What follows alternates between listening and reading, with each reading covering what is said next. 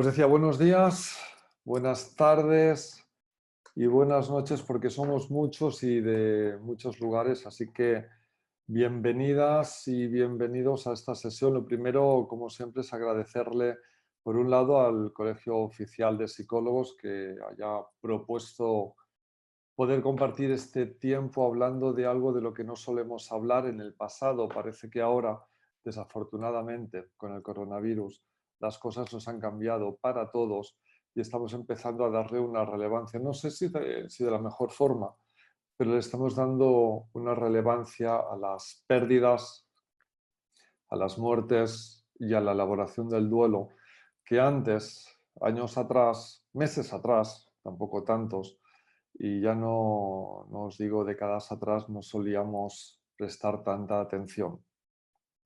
Y hago ese matiz de pérdidas, muertes y duelo, porque imagino que como la mayoría de vosotras y vosotros ya sabéis, cuando hablamos de duelo no solo hablamos del duelo que elaboramos por la muerte de personas, sino por cualquier tipo de pérdida que un ser humano, que cualquiera de nosotras va a experimentar. No es que pueda experimentar, sino que va a experimentar sí o sí a lo largo de toda nuestra trayectoria vital. Y los que ya tenemos una cierta edad, ya sabemos que nuestras líneas de vida están repletas de pérdidas, de parejas, de amistades, de mascotas, de cambios de domicilio, cambios de país, finales de estudio, cambios por enfermedades médicas. Vamos a elaborar duelo a lo largo de nuestra vida en múltiples ocasiones. Así que está bien que podamos tener, estoy seguro que todas vosotras conocéis de sobra todo lo que tiene que ver con la teoría de duelo. Aún así voy a intentar explicar, gracias, insisto, al Colegio Oficial de Psicólogos de Honduras, pero también al Instituto Superior de Estudios Psicológicos, ISEP, con quien llevo ya tengo el placer de llevar unos cuantos años compartiendo formación de profesionales de la psicología aquí, especialmente aquí en España, en las diferentes sedes presenciales.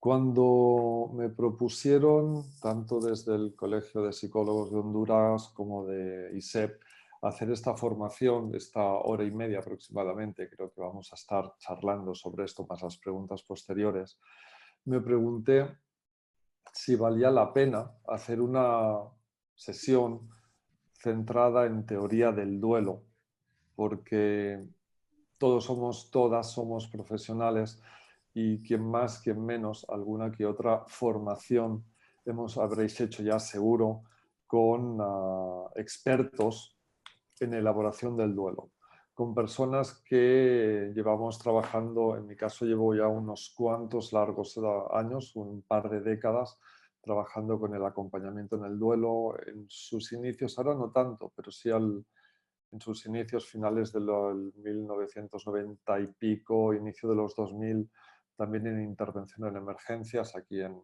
Cataluña, en España. Y estoy seguro que todas vosotras habéis tenido parte de vuestra formación en duelo. Así que hacer una sesión teórica con los conocimientos teóricos del duelo y con la parte más psicopatológica de los duelos complicados o del diagnóstico según DSM y CIE, pensé que quizás sería un poco más pesado y que lo podríais leer en cualquier libro y en los múltiples artículos que tenemos colgados en redes, y si no, compartiendo con el equipo de psicólogos y psicólogas con el que seguro trabajáis. Por tanto, me planteé hacerlo de alguna forma, bueno, algo que pudiese ser más ameno. No va a estar centrado en el coronavirus, aunque evidentemente acabaremos hablando de él, directo o indirectamente. Pensé centrarlo en un caso, en este caso, en una paciente que llegó por unos motivos concretos y que al final fue todo un proceso de acompañamiento en la pérdida con alguna intervención. Es el caso de Alba. Pensé que os resultaría más interesante al final a propósito de un caso que no centrarnos, insisto, en la teoría.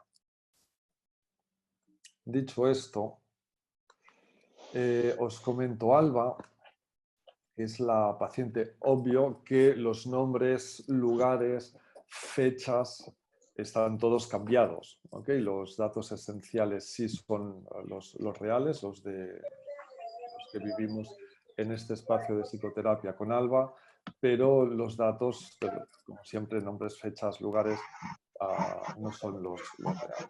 A esta paciente la vamos a llamar Alba. Su marido es Roberto y con un hijo, tiene un hijo en aquellos momentos de 1 año, era muy pequeñito. El caso es que Alba llegó a terapia, llegó derivada por otros profesionales de la psicología, porque llegó en 2016, hace unos años, en mayo, principios de año, y su demanda inicial no tenía nada que ver con el duelo. Ella llegó porque ella y su marido vivían inicialmente fuera de Cataluña, vivían en Francia, eran profesores y durante una década, quiero recordar, habían estado trabajando fuera de España y finalmente decidieron que querían formar una familia y que lo querían hacer aquí. Así que se vinieron hacia Cataluña, se instalaron en una población costera y decidieron que iban a tener a su hijo. En ese proceso vuelven a cambiar por temas laborales del marido, de Roberto, vuelven a cambiar de población. Inicialmente estaban viviendo en un pueblecito con la familia de ella, cerca de la familia de ella, pero cuando cambian, todos estos detalles son importantes para lo que después iremos viendo, cuando cambian de población se van a un pueblo más hacia el interior de Cataluña. En ese lugar ellos no tienen ningún tipo de red social, no conocen a nadie, ni siquiera tienen a las familias cerca. Una vez allí, Alba y Roberto tienen un hijo, Arnau. El problema es que en esa situación, poco después de llegar a esta nueva población, diagnostican a Roberto con 34 años en el 2015, lo tenéis aquí, dicen que tiene leucemia. Todo ese proceso para Roberto, para Alba, se hace bastante complicado porque ya sabemos cómo son estos temas. Eso es el diagnóstico, es el tratamiento, es todo el malestar y además Alba con la complicación que era su gran demanda, que tenía que estar centrada y cuidando a su marido con cáncer y en tratamiento, con quimioterapia, y a su hijo de meses de edad, todavía no había llegado a cumplir 1 año. Y además sola, sin poder contar con el apoyo cotidiano, diario, ni de una familia ni de otra, y no poder contar con ese entorno social, con ese pequeño entramado social que tenía en la primera población. Recordad que llevaban años viviendo en Francia, por tanto aquí, aunque tenían amistades, tampoco era un gran tejido social. Febrero de 2016 hay un trasplante de médula y cuando poco después, al mes siguiente, llega Alba a consulta, lo hace porque presenta o comenta que está muy lábil emocionalmente, hay momentos en que está muy eufórica, momentos que está muy triste, en ocasiones cree que todo va a salir bien, en ocasiones cree que el cáncer se va a llevar por delante a su marido, pero toda esta sobrecarga, que al final es la demanda principal, como os decía, esta demanda del burnout, ella se siente sobrepasada por toda esta situación del diagnóstico, el cáncer, el tratamiento, el hijo y tener que tirar sola con todo hacia adelante, hace que presente cierta sintomatología depresiva, cierto malestar emocional, sobre todo irritabilidad hacia el entorno, no está descansando, no hay actividades gratificantes, no ha tenido tiempo de construir de buscar actividades que como mínimo le ayuden a distraerse y lo más importante, no había una red social. Sabemos y vamos a ir mezclando, poniendo pinceladas de lo que, bueno, de aspectos, de conceptos que vale la pena tener presentes cuando hacemos acompañamiento en el duelo. Sabemos que la red social, una adecuada red social, es un factor de protección, como siempre, para cualquier proceso en cualquier persona. Una buena red social nos va a ayudar a elaborar mejor, con más recursos, cualquier pérdida que podamos experimentar.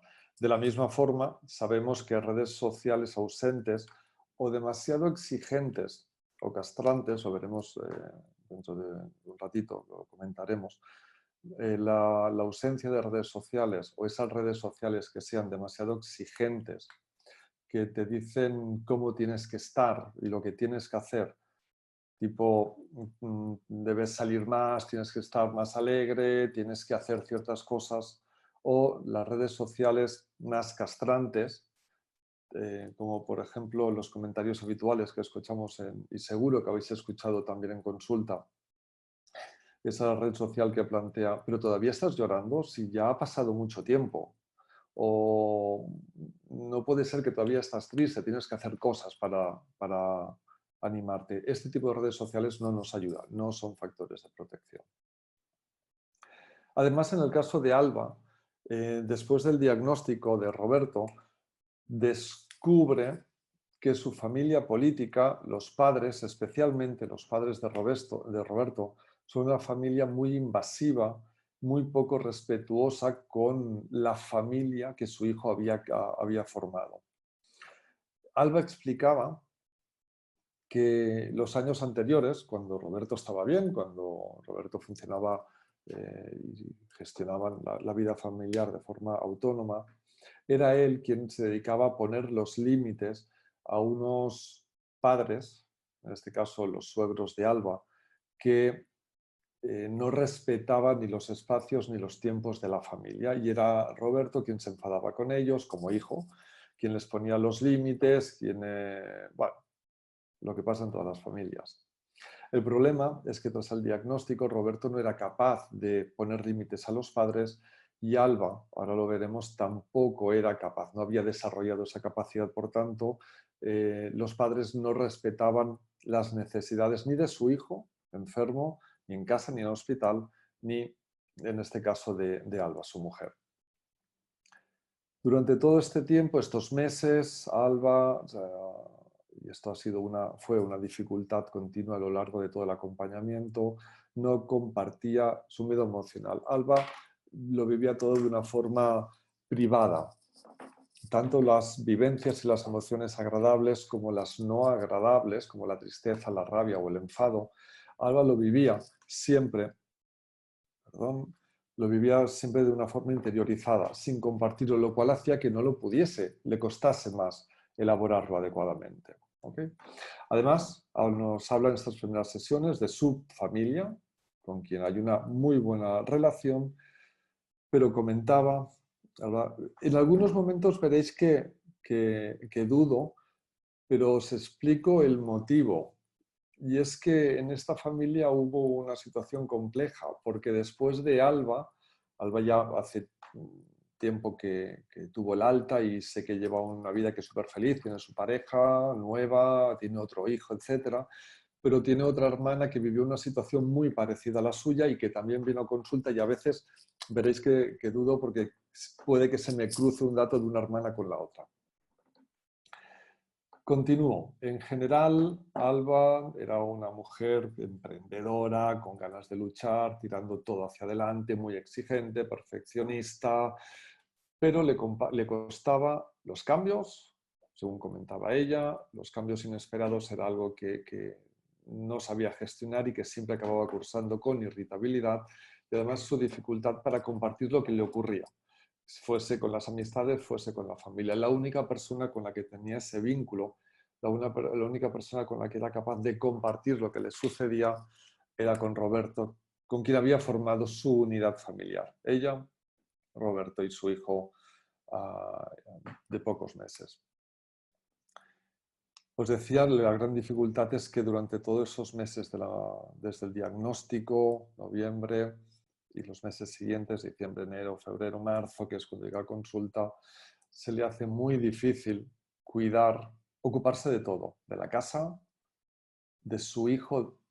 Creo que todas vosotras, si sois madres, ya sabéis que un bebé, un niño de menos de un año, exige una demanda continuada.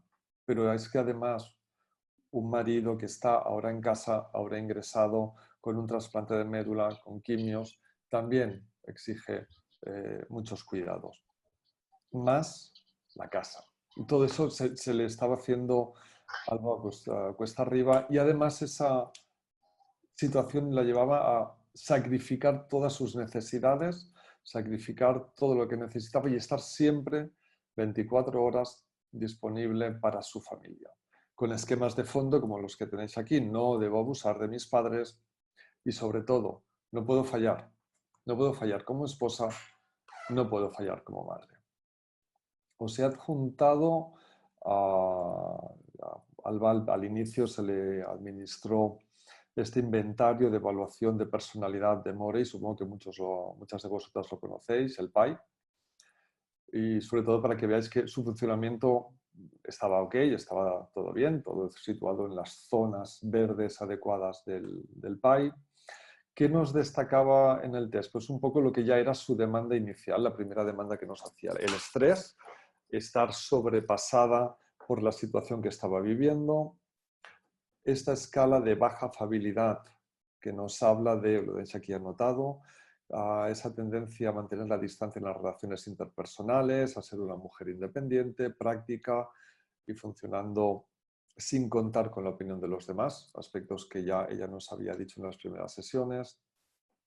Una autoestima ligeramente baja, excesiva confianza, autoconcepto estable y, lo que os decía, priorizando las necesidades de los otros y una cierta dificultad en reconocer sus propias necesidades. Al final, esto es lo que durante los índices complementarios, todo ok, por tanto, lo saltamos.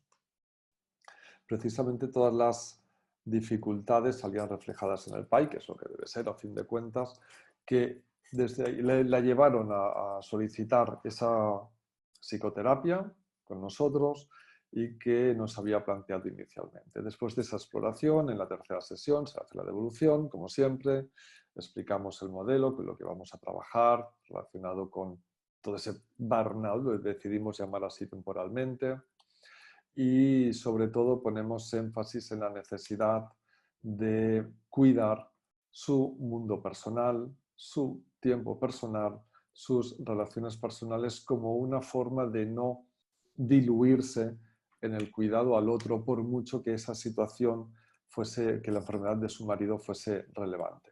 ¿Okay? A partir de aquí se empieza a trabajar con ella, se empieza a trabajar distorsiones cognitivas, la anticipación catastrófica, focalizarse en las señales de peligro, las autoexigencias que forman parte de su registro personal. Se trabaja, se le da la guía reflexiva, que supongo que muchas y muchos de vosotros conocéis, para que vaya trabajando en casa, en sesiones, ¿okay? Es con el principio de racionalidad. Bueno, es la parte de trabajo cognitivo, el principio de utilidad, el principio de realidad y el lenguaje utilizado.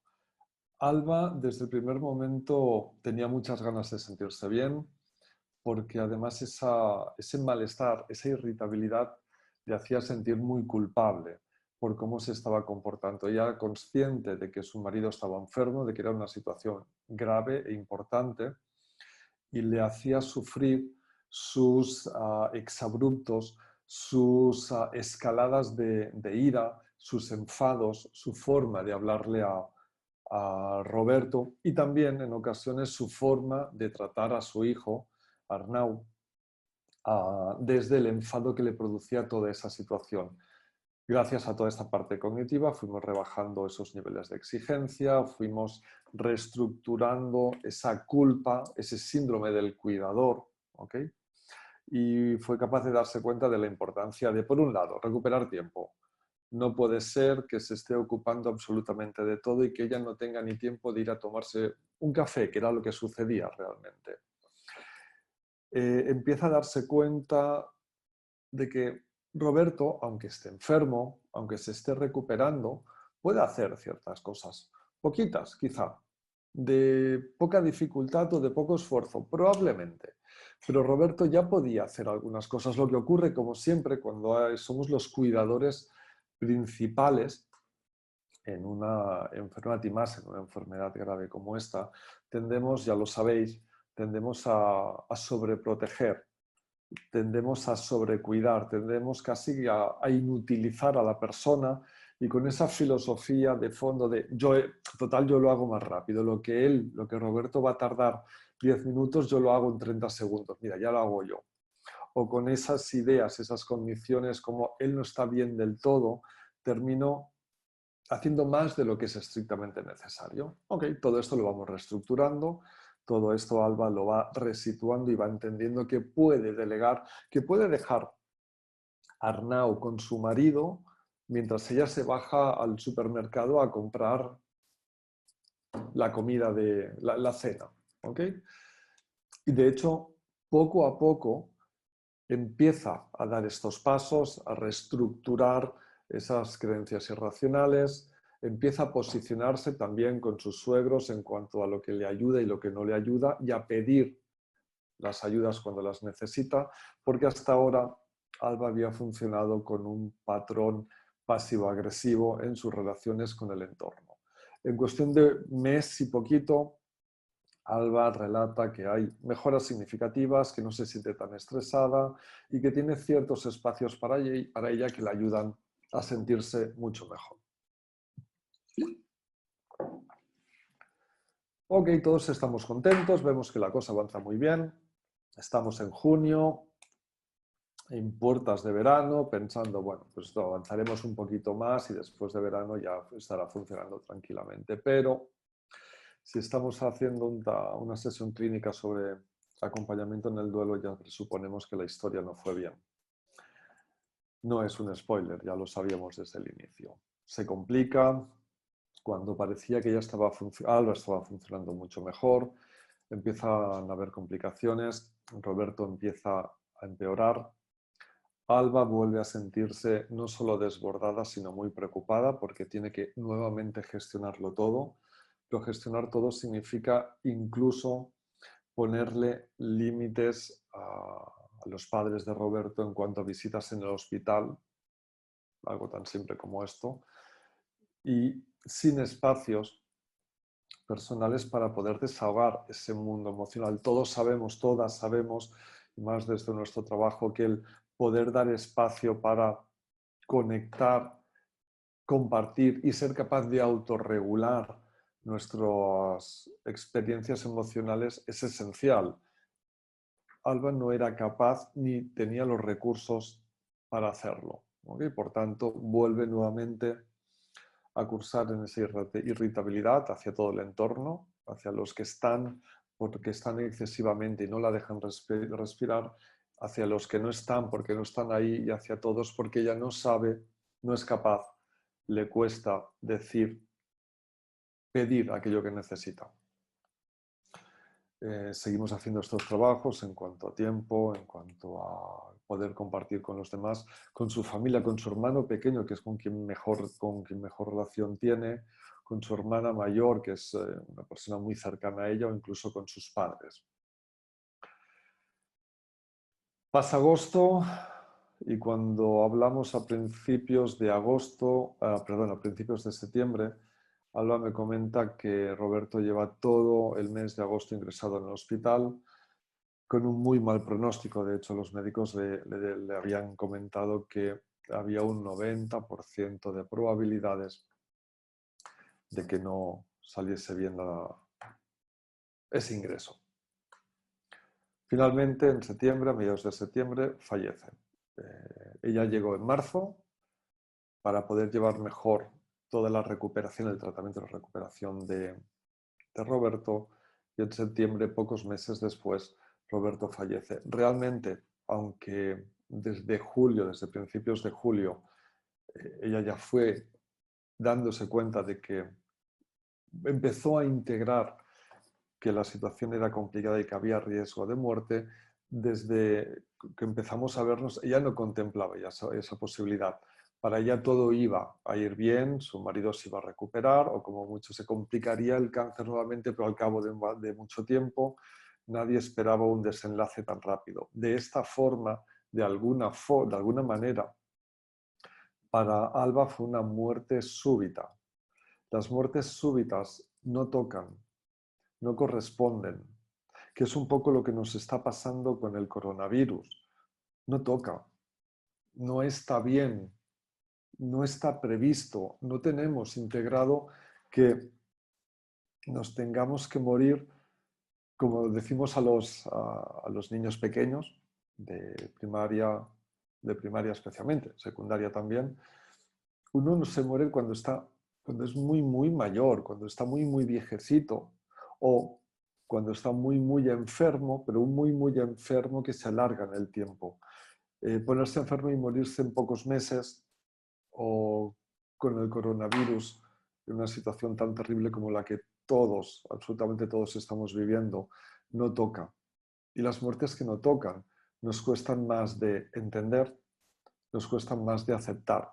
Y si además, y ahora me hago un salto un segundo del slide que tenéis delante, si además son muertes como con el coronavirus, donde por las cuarentenas que tenemos que aplicar, que se tienen que aplicar, nos privan, nos roban ese derecho a la despedida, al ritual y a la despedida, eso hace que todavía los procesos de duelo, la elaboración, el trabajo del duelo sea mucho más complicado, que es lo que nos estamos encontrando ahora mismo. Todas esas familias que han perdido a uno de sus miembros o a varios de sus miembros, abuelos, padres, hijos en ocasiones, familiares, tíos, sobrinos, y que no han podido celebrar ese ritual funerario, religioso o laico, no importa, pero ese ritual de despedida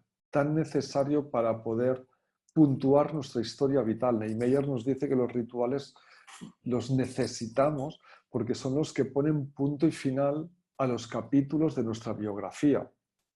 El ritual funerario es el que nos permite de una forma privada, de una forma íntima, pero también de una forma familiar, social y comunitaria, y no nos olvidemos de esa parte, nos permiten despedirnos de aquella persona a la que queremos.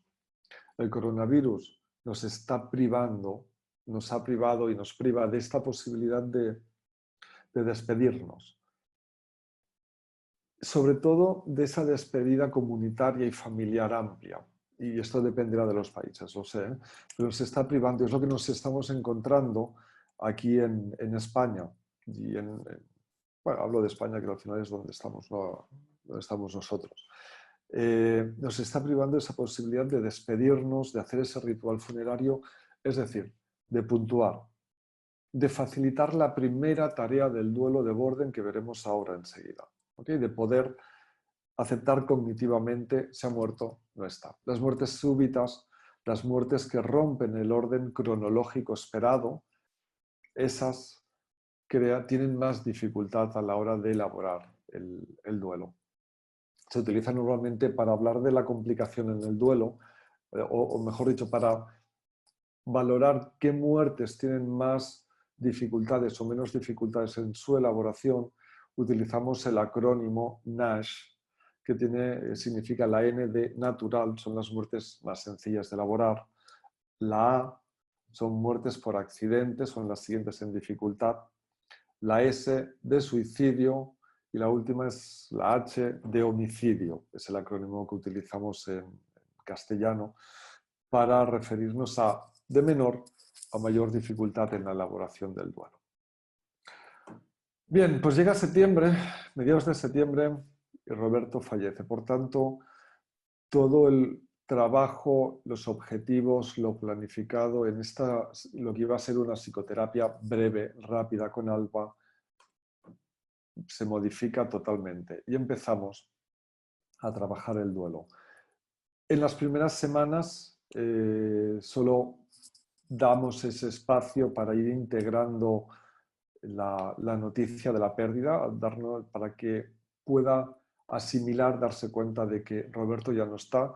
Las que habéis, seguro que muchas de vosotros, estoy convencido que muchas y muchos de vosotros habéis acompañado ya muchas personas en duelo, sobre todo porque si no, no estaríais interesados en este tipo de sesiones. Solo cuando hemos tenido que acompañar a personas en duelo, solo entonces creo que nos interesamos de verdad por una experiencia vital tan terrible, tan dura y tan bonita.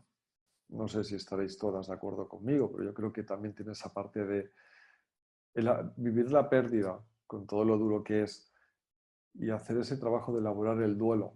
Creo que también, como nos dicen muchos autores, y es mi sensación, y aquí hablo de una forma particular e individual, creo que nos ayuda a poder valorar y apreciar la vida y todo lo que nos pasa en ella, a pesar de las dificultades. Os decía, las primeras semanas son espacios, porque de hecho ya estaba en terapia, así A que ver, mañana que es martes, eh, no, yo tenéis estoy... que cerrar los Vale. micros, recordad. Eh, Os decía que las primeras días, la primera semana, fue un tiempo donde no entramos de lleno, solo vamos dando espacio para que ese shock, ese embotamiento, ese no creerse lo que ha sucedido, nuestro cerebro pueda ir asimilándolo y acomodando, pero ya centrados en lo que van a ser los trabajos que tendremos que realizar en el duelo. ¿Y cuáles son esos trabajos en el duelo que siempre, sí o sí, vamos a tener que tener presente con nuestros dolientes? Bueno, pues yo creo que hay como, más allá de las tareas de Borden, que ahora entramos en ellas, hay 3 tiempos. En ese mapeado que vamos a hacer de las necesidades y dificultades que cada doliente va a experimentar en su propio proceso de duelo, en su propio trabajo del duelo, vamos a tener que mapear dónde están situadas. Porque hay 3 momentos, hay 4 tareas de Borden, pero también hay 3 tiempos. Hay toda una serie de trabajos personales que vamos a tener que realizar en cuanto al pasado, en torno a todo lo que fue. ¿Con qué se relaciona? Pues para empezar con las circunstancias de la muerte.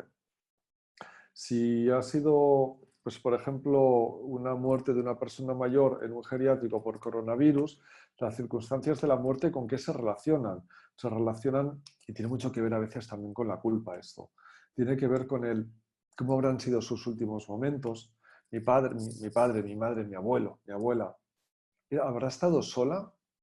¿Habrá estado acompañado?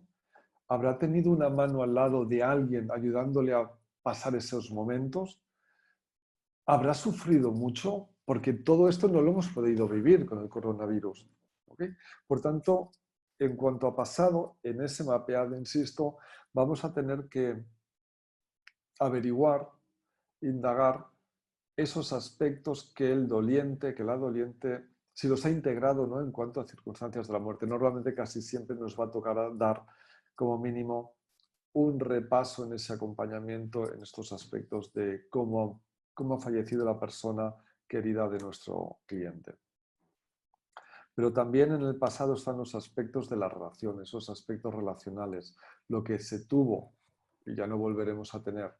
Alba tenía una relación de amor, de confianza, un noviazgo, un montón de cosas, unas caricias, unas palabras que ya, unas vacaciones incluso de verano que ya no volverá a tener. Vamos a tener que trabajar en cuanto al pasado los asuntos pendientes. Y cuando son muertes súbitas es fácil que queden asuntos pendientes. Las últimas palabras, lo último que hice, esa culpa por si le ha ayudado o no le ha ayudado, si le he salvado del sufrimiento o no, si le he permitido hablar de la muerte o no. Y todos esos asuntos pendientes en las muertes súbitas, pero en cualquier tipo de muerte. Lo que ya no podremos vivir, ya no podremos vivir cumpleaños, ya no podremos vivir vacaciones, os decía, ya no podremos vivir la educación de nuestro hijo, de Arnau en este caso. Y vamos a tener, en ocasiones, con algunos dolientes, que trabajar el sentido, el significado de la relación que ha tenido con la persona que ha fallecido. Todo esto en cuanto al pasado, pero vamos a tener que trabajar aspectos del presente, que tienen que ver con el ahora, con el cómo está afrontando esas estrategias de afrontamiento, si son más adaptativas o desadaptativas. Sus cogniciones racionales, irracionales, sus emociones gestionadas adecuadamente, gestionadas de una forma desadaptativa. ¿Okay? La tristeza, cuando se gestiona de una forma adecuada, cuando nos lleva a una tendencia de acción adecuada, el miedo nos va a servir, por ejemplo, para el miedo. Rectifico, la tristeza nos va a servir para generar compasión en los demás. La tristeza nos va a servir para aislarnos y trabajar nuestros asuntos internos, pero la tristeza mal gestionada nos va a llevar a otros lugares muy diferentes, como por ejemplo a proteger nuevas relaciones, a implicarnos excesivamente en otras relaciones, en este caso de pareja, podría ser. También nuestros afrontamientos conductuales, habilidades sociales, habilidades personales, para hacer una entrevista de trabajo o para ir al banco a pedir un préstamo, da igual. Y en el presente también esas emociones como la llave de entrada a las dificultades en cuanto a mis tareas para trabajar en el duelo. Pero hay otro tiempo. Tenemos todo lo que tiene que ver con el pasado, el presente, pero en ese mapeado también tendremos presente el futuro. Cómo vamos a construir, cómo la persona va a construir su mundo, cómo se va a adaptar a la nueva realidad. En este caso, Alba, por ejemplo, a educar a su hijo, o la relación con sus suegros, o va a tener que trabajar, no trabajar, dónde va a vivir. ¿Okay? La presencia o no de ese entramado social, esa red de apoyo y qué tipo de red. Si es accesible, ya veis que aquí en todos estos aspectos Alba presenta dificultades que se han tenido que ir acompañando a lo largo de la terapia. Este punto no, la autorización, los duelos desautorizados, era su marido, por tanto aquí no hubo ningún problema, pero ya sabéis que hay muchos duelos que son desautorizados por el entorno. Para una persona en una... Tiro de tópicos, perdonad esta parte, pero así lo simplifico y lo comento más rápido. Para una persona en una gran ciudad que tiene una mascota, un perro, un gato, esa mascota es parte de su familia. Por tanto, cuando pierda esa mascota va a tener exactamente las mismas respuestas cognitivas, emocionales, conductuales que si hubiese perdido a alguien que forma parte de su familia. Para mucha gente, una mascota, un animal, no es un ser humano y por tanto no tiene sentido que estemos tristes o que hagamos un duelo por la muerte de una mascota. Eso desautoriza nuestro duelo. Igual que, por ejemplo, en población LGTBI, cada vez afortunadamente está cambiando más, pero relaciones homosexuales, lésbicas, no reconocidas, implica una desautorización de los duelos. Pero no solo eso, fijaros que en este mapeado de las dificultades de Alba sí nos encontramos con una de las principales dificultades. Ella tiene que ocuparse, se ha quedado sola, se va a tener que ocupar de todo, va a tener que volver a trabajar y tiene un hijo de 1 año, justito cuando murió Roberto no llegaba al año todavía. Pero es que además tiene a sus padres que son mayores. Es decir, todo eso va a formar parte del trabajo en el duelo. Además de este mapeado inicial, empezamos a plantearnos el trabajo en la tarea 1 y la tarea 2 de Borden. Y aquí vamos a los básicos. Supongo que todas ya lo conocéis de sobras, pero yo creo que hay 3 autores que debemos conocer sí o sí porque son el pistoletazo de salida de todo lo que es la práctica y los conocimientos y todos los autores posteriores.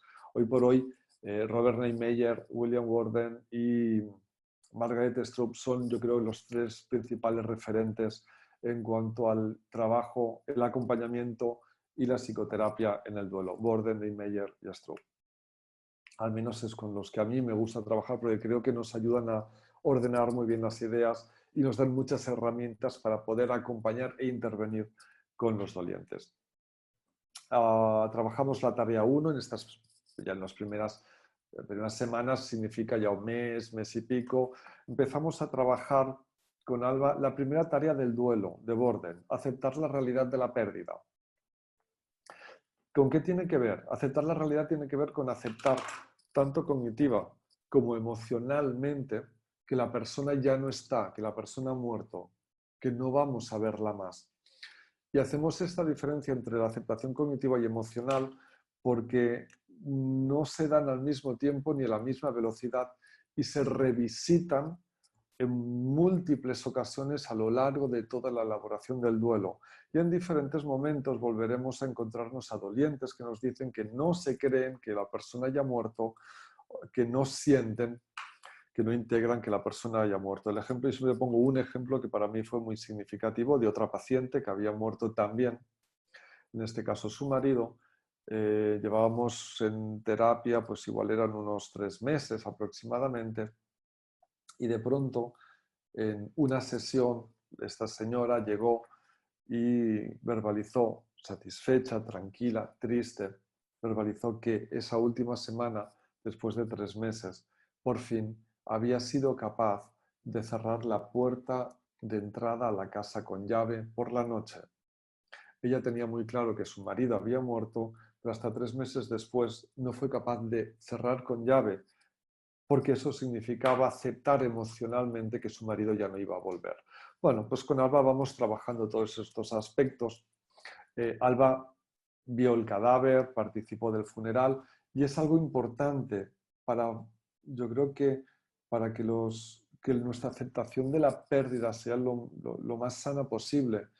Por mucho que intentemos huir de las imágenes de los cadáveres, los féretros y las ceremonias, al final participar del ritual funerario nos ayuda a trabajar mejor esta primera tarea, nos ayuda a entender que esa pérdida ha sido real.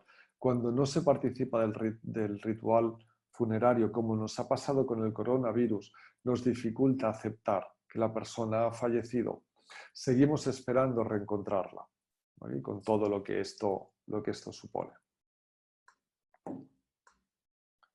Y en cuanto a la tarea 2, relacionada con el sentir, Borden lo que nos dice es que, y supongo que a nivel personal, ya no os digo a nivel profesional, a nivel personal todas estaréis de acuerdo conmigo en que el duelo, bueno, conmigo y con Borden, al final lo que hago es transmitir los conocimientos de otros, como siempre, que el duelo duele y que no hay otra forma de elaborar el duelo que a través del dolor. No podemos puentearlo, no podemos pasar el duelo sin conectar con la tristeza y con el dolor.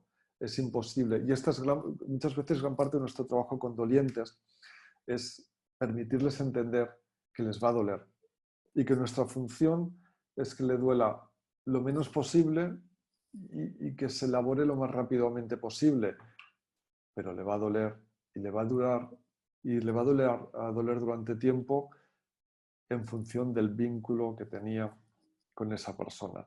Dentro de esta segunda tarea del duelo de Borden, nos habla de la importancia de fluctuar entre sentir y hacer, que esta es la base del modelo de Margaret Strupp que comentaremos ahora en breve. Esa importancia entre fluctuar entre los momentos en que conecto con la pérdida y por tanto con la tristeza, con la fricción, con la pena, y esos momentos en que conecto con el hacer cosas.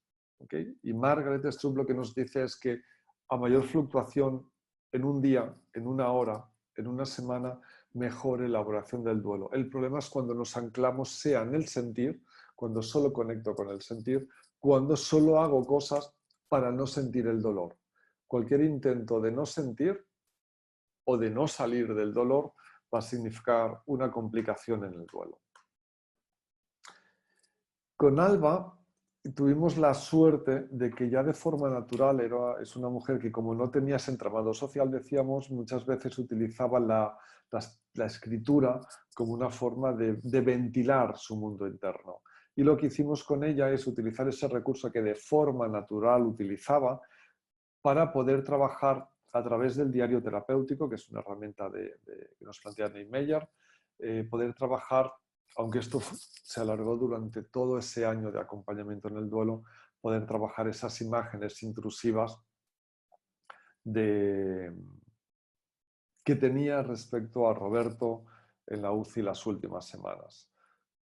Alba nos hablaba de los peregrinajes, de ir a los lugares que habían sido importantes para ella y para Roberto, para su relación de pareja, y esto ya nos lo explica Borden, que forma parte de las respuestas normales en esta primera tarea del duelo, y progresivamente va aceptando a nivel cognitivo que su marido ha muerto, que no está, lo cual significa que aumenta la tristeza, que se estructuran sus esquemas nucleares sobre la justicia, sobre el portarse bien, sobre el bienestar. Empiezan a aparecer dificultades en tomar decisiones y en afrontar recuerdos. Pero recordad que os decía que Alba es muy exigente, así que una de las cuestiones que nos encontramos al cabo de mes y pico o 2 meses, mes y poco creo, era que Alba estaba muy agobiada, se sentía muy culpable porque se exigía a sí misma cerrar ya sus redes sociales, Facebook en este caso concreto, y deshacerse de las cosas de Roberto. Se exigía resolverlo todo rápido, que en realidad esos intentos de resolverlo todo rápido tenían que ver con precisamente con esta segunda tarea que os comentaba, con el intentar no sentir. Tengo que cerrar todo lo que tiene que ver con Roberto, así la vida volverá a ser normal. Lo que trabajamos es que evidentemente las cosas no funcionaban así. De hecho, pusimos pausa en el cerrar Facebook y en el tirar cosas de Roberto y decidimos esperar, darnos un tiempo para deshacernos, que por ahora nos tenían que servir. ¿Okay? Y finalmente trabajamos con Alba sus relaciones sociales, porque no respondían desde su perfil pasivo-agresivo, su relación con el entorno, con el entramado social, no era como ella necesitaba, pero tampoco lo sabía pedir. Así que hacemos ese entrenamiento. Fijaros que esto ya tiene que ver con la tercera tarea, con adaptarse a una tercera tarea del Borden. Tenéis aquí adaptarse a un entorno donde la persona fallecida ya no está presente. ¿Okay? En cuanto a quién soy, como la relación con los demás, revisitaremos este slide en breve. Y sobre todo, aparte de este entrenamiento en asertividad, una de las cosas que hacemos con Alba y que con algunos pacientes hemos hecho es darles unas frases recogidas de muchos otros pacientes, cosas que otros pacientes les han pedido a su entorno. Yo normalmente lo que hago estos slides, yo, el equipo, las personas que trabajamos con cada caso, enviarles estos slides, este documento con todas estas frases que tenéis aquí, para que en este caso Alba las adaptara, pusiera, quitara, las utilizara como trampolín para crear nuevos mensajes para posteriormente podérselo trasladar a las personas de su entorno. Fijaros, como yo no necesito que me calmes, que aceptes, yo necesito que me calmes, que aceptes mi dolor tolerando la impotencia de no poder ayudarte, o no trates de consolarme comparando mi pérdida con otras peores, mi pena es mía, no me digas que fue lo mejor que podía pasar, o no me digas sé cómo te sientes, no lo sabes, por favor, solo pregúntame cómo me siento hoy. Alba customizó, Alba retocó todos estos mensajes para construir las demandas que necesitaba pedirle a su entorno, a las pocas personas cercanas que tenía alrededor. En ese primer tiempo se trabaja higiene del sueño, sobre todo porque al estar sola con Arnau, dedica todo el día a cuidar a su hijo, pero cuando llega la noche que su hijo se ha dormido, es cuando ya conectaba con la tristeza. Tampoco había desconectado durante el día, evidentemente, pero por la noche se disparaba su dolor y hacía que no descansara y que sus horarios estuviesen totalmente alterados. Intentamos poner orden. Fijaros que muchas veces el acompañamiento en el duelo a veces es trabajar diferentes aspectos, diferentes necesidades de la persona. Por eso es tan importante el mapeado inicial. Se trabajan los hábitos alimentarios, algo tan tonto como vamos a tener unos horarios de comida, vamos a dedicar un tiempo para ir a comprar la comida, hacernos la comida y sentarnos a comer, en lugar de estar todo el tiempo intentando estar haciendo cosas. Y también normalizamos algunos recursos naturales. Por ejemplo, os hablaba de la peregrinación hace un momento, esa necesidad de ir a los lugares importantes para la persona fallecida como una forma de aceptar, de integrar que ya no está, ¿okay? Y eso lo naturalizamos, es lógico, no pasa nada, es una respuesta habitual en esa primera tarea. De la misma forma que en esa tarea 2 no es extraño encontrarnos con personas, con dolientes, que intentan recordar todo lo malo para que la muerte no les duela tanto. No pasa nada, estamos en los primeros momentos, está bien, ya lo iremos recolocando. ¿Okay? Os hablaba hace un momento de la oscilación, esa importancia de la oscilación, que es gran parte de nuestro esfuerzo con Alba, tuvo que ver con el vamos a buscar espacios para conectar, pero también espacios para trabajar, rutinas, hábitos, búsqueda de trabajo, etc.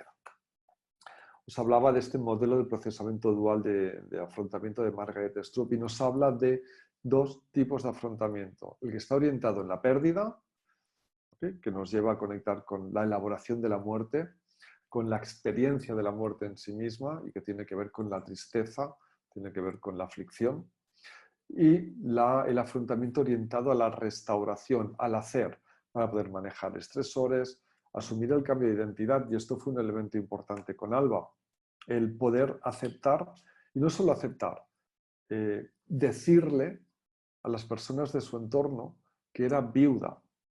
¿Okay? Y de hecho hicimos roleplays en sesión para ensayar el poder decir que era viuda, porque ella no quería eh, hablar de su vida personal para no decir que había fallecido su marido y para que la gente no la mirara de una forma diferente, para no tener que explicar a desconocidos que su marido había muerto. ¿Okay? Estos dos afrontamientos es importantísimo, como nos comenta Margaret Stroop, que vayan oscilando, que vayan apareciendo y oscilando a lo largo de todo el tiempo. Recordad, a mayor oscilación, mejor elaboración de la pérdida. A menor oscilación, sea porque se atasca en el sentir, un duelo crónico, sea porque se estanca en el hacer, será un duelo inhibido o postergado, más probabilidad de duelo complicado. ¿Qué más trabajamos con Alba? Pues en algunas de las sesiones Alba nos decía que no veía el final del túnel, que no iba a conseguir salir de esto, que no era posible que todo su dolor, su tristeza terminara en algún momento, que no había un final a su sufrimiento. En esta situación no lo habíamos hecho al principio, el eje de pérdidas es un recurso que casi siempre en las primeras sesiones lo realizamos. Con Alba lo hicimos un poco más tarde por cómo fue el orden de los sucesos. El eje de pérdidas como herramienta, yo creo que cuando trabajamos en duelo, yo creo que es un básico, porque nos permite ser conscientes, a nosotros como profesionales, pero también al doliente, ser consciente de todas y cada una de esas pérdidas que ha experimentado a lo largo de su trayectoria vital. Y a través de ahí nos permite indagar, nos permite curiosear junto al paciente, junto a la persona, qué estrategias ha utilizado para afrontar cada una de esas diferentes pérdidas a lo largo de su historia personal, qué estrategias le han sido útiles y cuáles le han creado complicaciones, cuáles no le han ayudado. El no compartir su tristeza o el utilizar recursos como alcohol o psicofármacos para no conectar con el dolor, todo eso nos va a ayudar a ser consciente de los recursos de los que dispone la persona o de los que no dispone. Pero también nos ayuda, en el caso de Alba, nos ayuda a ser conscientes de que hemos vivido muchas otras pérdidas. Si hacéis un repaso a vuestro eje personal de pérdidas, también os daréis cuenta. Ser consciente de que hemos vivido otras pérdidas que han sido muy duras, que probablemente lo hemos pasado mal, hemos sufrido, pero que las hemos superado. Y que en todas y cada una de ellas, en algún momento creíamos no ver el final del sufrimiento, el final del dolor, pero en cambio siempre ha acabado llegando ese momento. El eje de pérdidas lo utilizamos con Alba precisamente para lograr este objetivo. ¿Okay? Posteriormente, a pesar de que siempre en el acompañamiento, en el duelo, acompañamiento e intervención, siempre se especifica que durante el primer año no se aconseja tomar decisiones irreversibles, ¿okay? Porque pueden tener como motivo de fondo un no querer conectar con el dolor, tarea 2, bloquearse en el hacer, en el no sentir. Por eso se suele recomendar durante el primer año no tomar decisiones irreversibles con Alba, precisamente porque había una carencia de entorno social muy importante en esa nueva residencia a la que se habían trasladado un año antes, casi cuando le dieron el diagnóstico a Roberto. Decidimos que quizás sería adecuado para ayudarla en la educación, ya no en la educación de Arnau, sino en poder sobrellevar todas las demandas de tener un hijo pequeño sin contar con nadie, pensó que sería adecuado trasladarse a Barcelona, donde estaría más cerca de su familia y también de las pocas amistades que tenía. Aquí recordad que hasta ahora no le había dado tiempo a crear muchas relaciones. ¿Okay? Así que en ese traslado aprovechamos para ritualizarlo. No nos habíamos todavía deshecho de las cosas de Roberto, porque además ella seguía pensando que, y es una frase literal, tengo la sensación de que puede volver y puede necesitar sus cosas. o de que le estoy fallando si las tiro. Así que en esa mudanza, simplemente de una forma ritualizada, ceremonializada, decidimos empaquetar, guardar todas sus cosas en cajas, llevárselas al traslado y ya posteriormente, con la calma, en un momento emocional más sereno, poderlas revisar y decidir qué hacía con ellas. Otra de las cuestiones básicas en todo acompañamiento es el anticipar las fechas significativas. Ya lo sabéis, especialmente nos dice Neymeyer, sobre todo los autores, que el primer año tras la muerte de la persona, tras la pérdida, el primer año es el año de las primeras veces. Y es complicado. Cada vez que nos encontramos con una primera vez, las primeras vacaciones, la primera Semana Santa, el primer aniversario el primer fin de año, los primeros Reyes, cada vez que nos encontramos con la primera vez, por muy bien en general, por muy bien que hayamos elaborado el duelo, la primera vez que nos encontramos viviendo una situación, lo que hacemos es linkear con la última vez que viví esa situación y que probablemente en ese link que hacemos al pasado, la persona a quien queríamos estaba presente, así que nos conecta con su ausencia. Por eso solemos anticipar fechas. En este caso con Alba anticipamos el cumpleaños de su propia hermana, que siempre pasaban en familia y siempre estaba presente, el Roberto. Decidió pasarlo no hacer ninguna celebración y a pasar el día en el zoo con su hermana, sus sobrinos y su hijo. También tuvimos que anticipar el 22 de noviembre, que era la fecha del primer diagnóstico, y decidir cómo quería, y eso lo decidió Alba. Es Alba quien decide, siempre es la persona quien va decidiendo cómo afrontar cada uno de esos momentos. Y lo más complicado, recordad que Roberto había fallecido a mediados de septiembre y teníamos en breve, teníamos Navidades, fin de año y Reyes. Y esto fue un momento muy complicado para Alba, que finalmente decidió esta primera vez, al siguiente año fue muy diferente, pero esta primera vez, que casi fue la vez, más que la primera vez, fue la vez cero, porque decidió que no quería celebrar nada, que no se sentía capaz, que iba a intentar hacer como si fuesen días normales e intentaría irse a dormir pronto para no vivir esas celebraciones, y así lo hizo por decisión reflexionada y razonada. Era muy reciente, realmente, como para pedirle algo más. Alba empieza a hablar de latigazos de dolor. De hecho, el DSM habla de que el dolor en el duelo viene en oleadas. Y esto tiene que ver con la oscilación de la que nos habla también Margaret Stroop.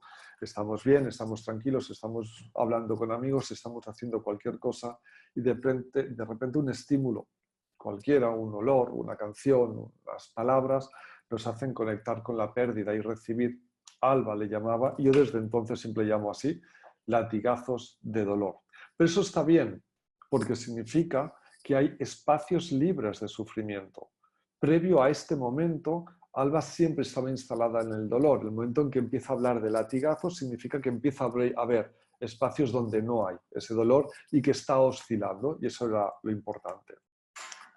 Se sigue trabajando con pensamientos, imágenes intrusivas, imágenes obsesivas, y se trabaja desde la cognitiva, con parada de pensamiento, distracción, dando espacios concretos al recuerdo y la fricción, dando espacios al hacer, a la reconstrucción, al ir a comprar, al ir al banco o a ir a una entrevista de trabajo.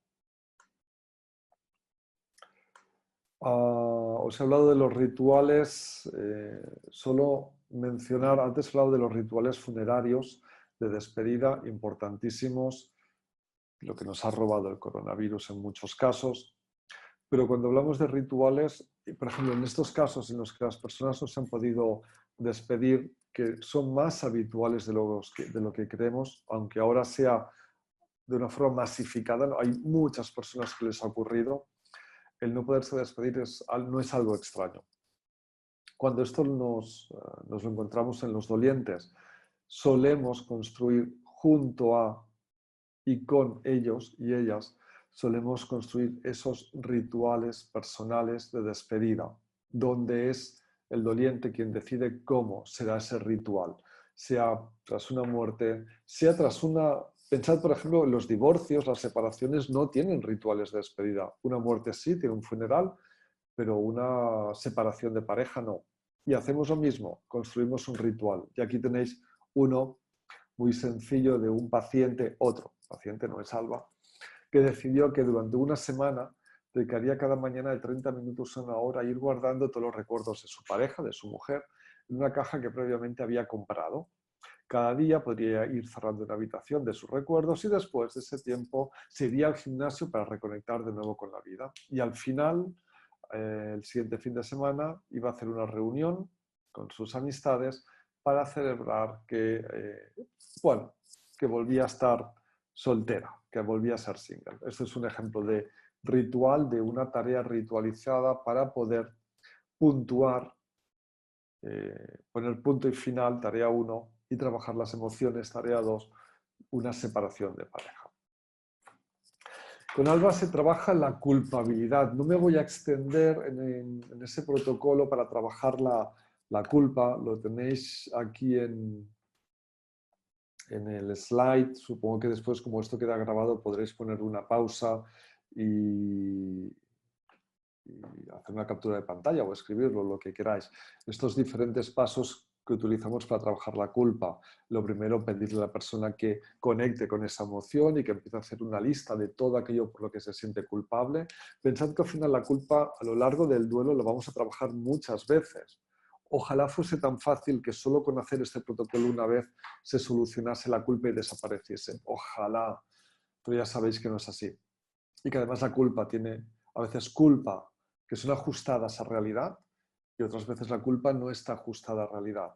En función de eso vais a decidir cómo lo trabajáis. Las culpas no ajustadas, la culpa irracional, vamos a intentar reestructurarla. La culpa ajustada la podemos trabajar desde aquí, desde este protocolo que tenéis delante. Pero además, en mi caso y con Alba, trabajamos también con el EMDR para trabajar esa culpa irracional y esas imágenes que tenía incrustadas de Roberto en la UCI. Tenéis el slide, lo estoy enrollando para que os dé tiempo a leerlo. Valorar lo que se podría haber hecho. Punto 3, evaluar junto a la persona el peaje que está teniendo ese sentimiento de culpabilidad en la vida actual y la función de esa culpa. ¿Para qué me sirve? Igual para demostrar que sigo queriendo a esa persona, me sirve para intentar reparar lo que creo que hice mal. ¿Qué función tiene? ¿Okay? Desde ahí diseñar un acto reparativo y ponerlo en palabras. Y no solo ponerlo en palabras, sino más tarde, sea en formato carta, en silla vacía o dirigido a la familia, al grupo de ayuda, a quien sea, poderlo expresar. Y aquí os he puesto este texto de Alba, lo leo rápido. Me siento culpable porque creo que no te cuidé como te tendría que haber cuidado, porque me enfadé mucho y demasiadas veces en lugar de estar cerca de ti. Esta es la primera parte de ese protocolo de la culpa. Quiero pedirte perdón por mi carácter y decirte que pienso que esta culpabilidad me ayuda a estar más cerca de ti y no echarte tanto de menos. Este es el para qué de la culpa en Alba. Porque es desde la culpa, desde ella, que grito que te sigo queriendo y te querré siempre. Esa era la función de la culpa para Alba. Y el acto reparador. Quiero que sepas que esta culpa me ayuda a intentar ser mejor persona, ser más empática con nuestra familia, con nuestros amigos, me ayuda a estar más presente y más cerca de ellos y hablarles de lo que me ocurre. Y todo esto lo hago en tu honor. Insisto, la culpabilidad, en el caso de Alba, se trabajó con reestructuración, con protocolo y con EMDR y varias veces a lo largo de todo ese año de acompañamiento aproximadamente. Se trabajan pensamientos automáticos y esquemas nucleares, como los que tenéis aquí. Esto no acabará nunca. Ser feliz es traicionarle. Y esto es algo que al final vamos a tener que elaborar, y lo veréis en la tarea 4. Y algo muy importante para ella. Tarea 3. Esquemas nucleares. El ideal de madre que quería ser y que ahora ya no va a poder.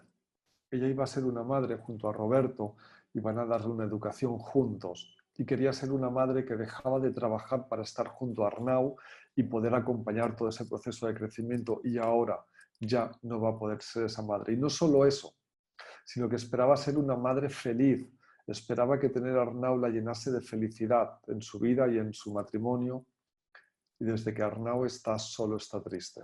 Porque justo desde que Arnau está, hubo un diagnóstico, un tratamiento y un fallecimiento de la otra mitad, de Roberto. ¿Okay? Seguimos hablando, seguimos trabajando. Primeras veces que se van dando. En esta ocasión tiene que ir a la tesis de una compañera, ir a esa tesis de justo a lo que se dedicaban ellos, a la docencia. Ir a una tesis de una compañera que tiene que ver con el trabajo de Roberto y de Alba.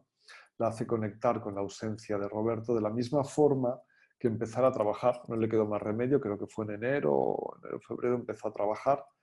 Empezar a trabajar y volver y dejar a su hijo en la guardería o con una cuidadora fue conectar con la ausencia y su sensación de no ser capaz. ¿De acuerdo?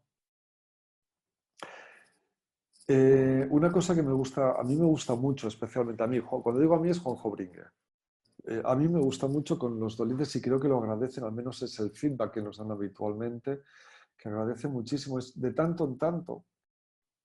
A veces porque sí, a veces porque ha pasado algo especial en la última sesión, dedicar alguna sesión a hablar del muerto. Fijaros que desde la muerte de Roberto siempre se está hablando de Roberto, pero desde las tareas del duelo y lo que se tiene que ir elaborando y resolviendo en ese proceso, lo que Alba tiene que ir haciendo, todas esas tareas. Y a veces se nos olvida que se ha muerto alguien y que ese alguien era el centro. Por eso esa persona está sentada delante nuestro. Así que de tanto en tanto una sesión centrada en recordar, en volver a contar los buenos momentos, los inicios, lo que hacían por vacaciones, los proyectos. Les pido que me... A veces lo que hacemos como un juego es yo les digo una palabra al azar. Supongo que habéis vivido dolientes que tienen ese miedo a olvidar los recuerdos, a que se me olvide todo lo que he compartido con mi persona querida. Aquí Neymeyer nos habla de varias herramientas, por ejemplo, una de ellas es el libro de recuerdos, que es muy interesante para estos casos.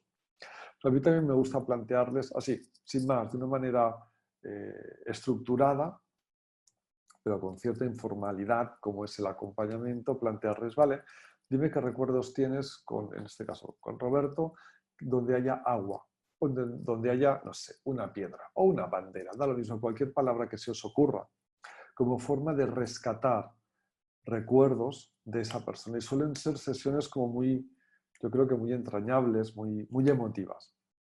También hay sesiones centradas en todo lo contrario. En esta ocasión, en toda esa parte de culpa, de los meses de Roberto ingresado, con todo lo que hizo ella y lo que no hizo. Esa casi entre nosotros omnipotencia infantiloide de que ella tenía que haber podido con todo y tenía que haberlo salvado todo y se tenía que haber ocupado de todo y no sé cuántas cosas más. Bueno, pues damos espacio en diferentes sesiones a estos recuerdos. ¿Qué más se trabaja con Alba? La asertividad y las habilidades sociales, especialmente con su familia política. Esto fue un tema muy complicado porque no lo sabemos, nunca hubo ningún diagnóstico, pero todo parecía apuntar, aunque nunca se le verbalizó a ella, obviamente, que había un trastorno grave de personalidad en la figura de su suegra, muy querulante, muy demandante, muy invasiva, como os decía, y el trabajo de poder entender quién era su suegra y relacionarse con ella desde un lugar adecuado, asertivo, fue todo un esfuerzo y nos lo puso difícil realmente. ¿Okay? En ocasiones, Alba, en algunas sesiones, vamos justitos de tiempo, en algunas sesiones, Alba comentaba que no tenía ganas de hablar de Robert y todo eso, que le dolía demasiado, que había momentos en que no era capaz de conectar con todo ese dolor, pero ese dolor estaba aquí. Y explorando diferentes herramientas prenarrativas para conectar con esos recuerdos almacenados en lo emocional y que nos cuesta poner en palabras, nos cuesta activar hipocampo, nos cuesta activar neocórtex. Utilizábamos como técnicas, podía haber sido cualquier otra, pero desde poemas, canciones, moldear con barro, cualquier cosa que se nos ocurra, pero En el caso de Alba optó por utilizar los mandalas como forma de procesar esas punzadas de dolor. Para los que no sepáis lo que son mandalas, este es uno de otro paciente, de un hombre que su pareja murió en un accidente de tráfico a los 37. El paciente tenía 37 años. ¿Okay? Este tipo de figuras son mandalas. Como veis, no es tan importante, y en el caso de Alba fue igual, no es tan importante el proceso de dibujarlo, que también, sino después lo que podemos extraer de él en sesión a base de poner en palabras aquello que ha plasmado en formas y colores. ¿Okay? El preguntarle, a mí este mandala me recuerdo mucho a las obras de Frida Kahlo, por ejemplo, con un antes y un después, que es muy claro, pero permite que la persona, a través del cuestionamiento en el espacio terapéutico, pueda ir dándole sentido a sus emociones.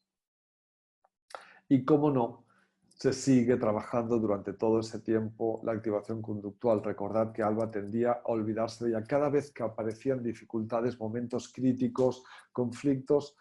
Alba se aísla del mundo, Alba se centra solo en el día a día, en sobrevivir y en cuidar a Arnau.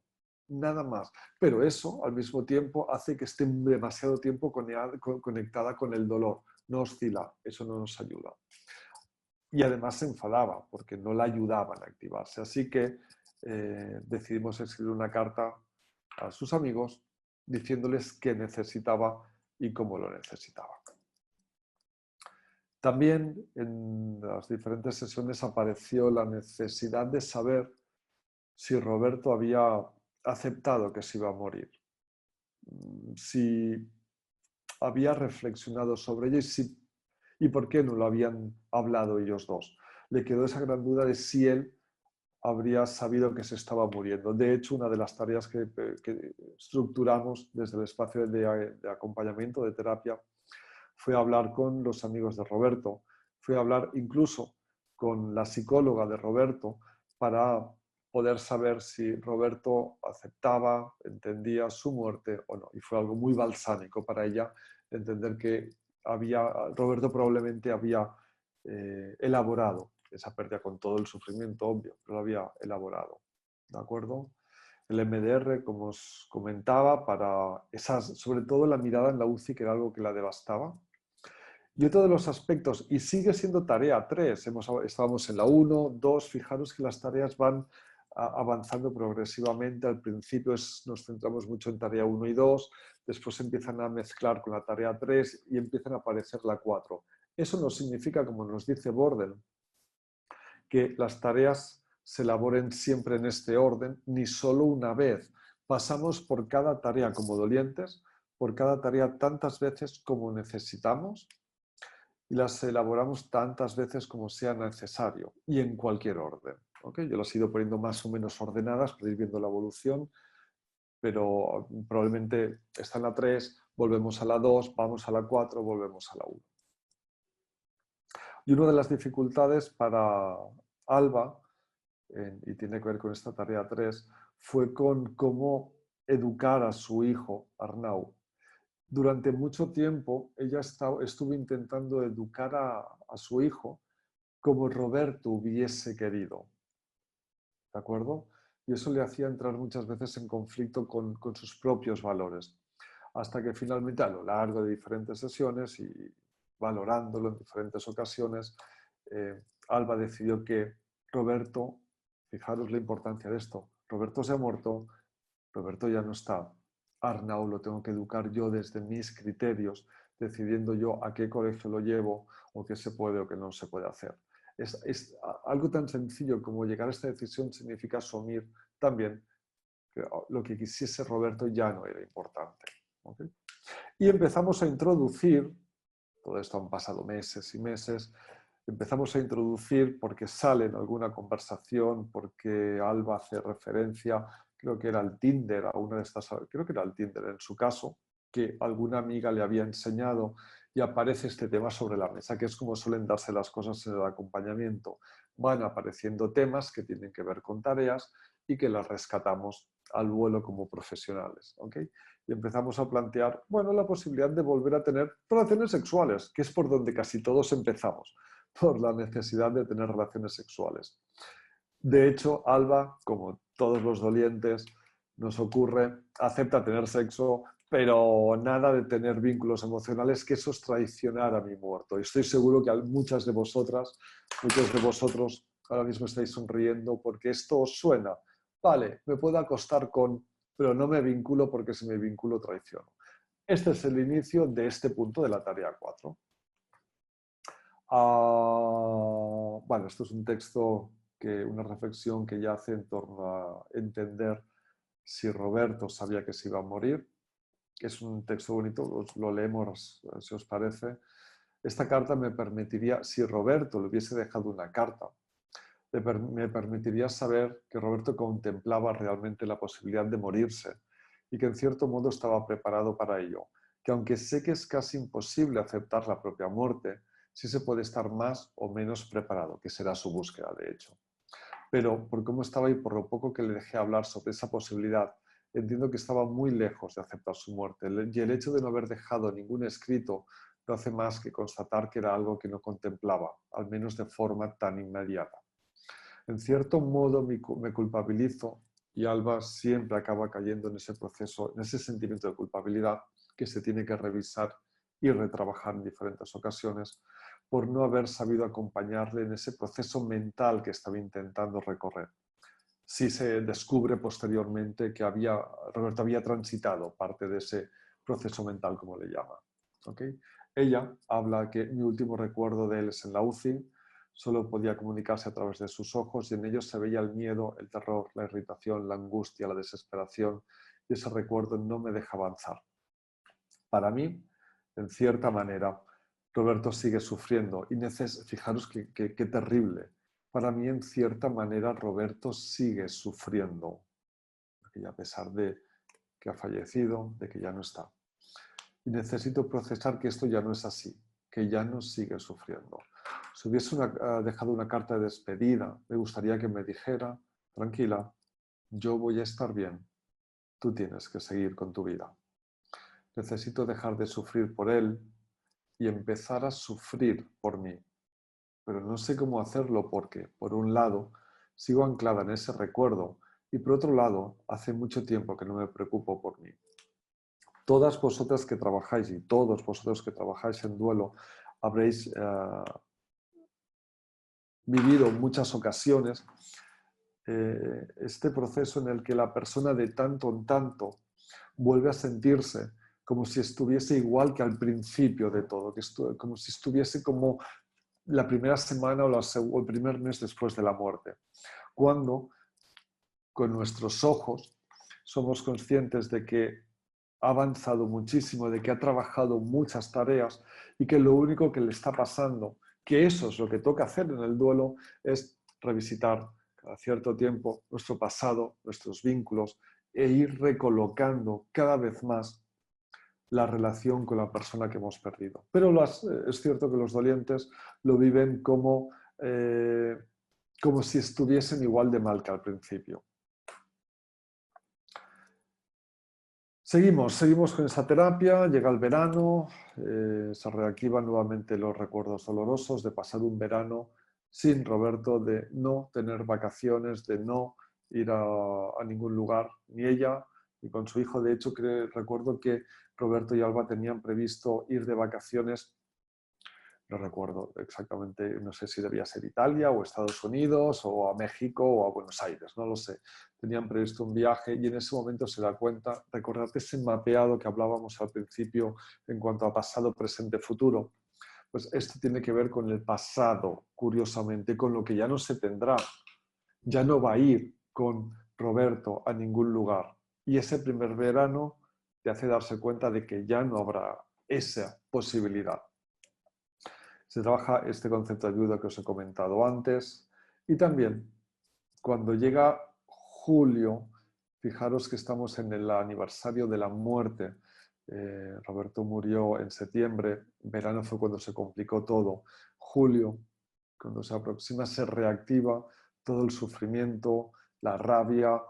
Pero ella habla de una forma diferente. Habla de que lo que siente es saudade, esa melancolía portuguesa, que no logra sacarse de encima en estos momentos y lo expresa como una evolución del dolor. Al principio le dolía tanto que casi necesitaba hacerse daño físico para que no le doliese tanto, y al cabo de un año se situaba más en esa tristeza profunda, continua. ¿Okay? Y eso sin darse cuenta. Y también el verano le permite volver a revisitar esos recuerdos. A partir de aquí tenemos que anticipar, ya os lo podéis imaginar, es el primer año, llega el aniversario de la muerte a mediados de septiembre, pero además, si Roberto falleció el día 12 de septiembre, su aniversario creo que era, nada, 4 o 5 días después, el 16, 17, 18, era poco después. Así que tuvimos que anticipar. Y el objetivo de anticipar momentos críticos no es que cuando llegue el momento no nos duela en absoluto. El objetivo de anticipar es que no nos coja por sorpresa, que tengamos previsto que ese momento nos puede doler y nos puede doler mucho,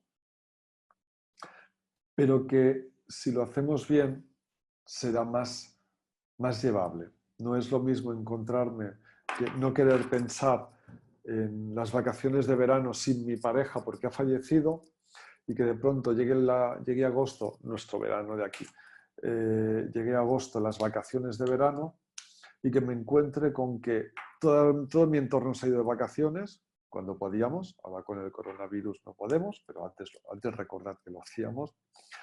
Con que mi red social de apoyo se ha ido de vacaciones, mi familia no está, yo de pronto me encuentro en vacaciones sin nada que hacer, sin red social y con la ausencia, en este caso, de la pareja.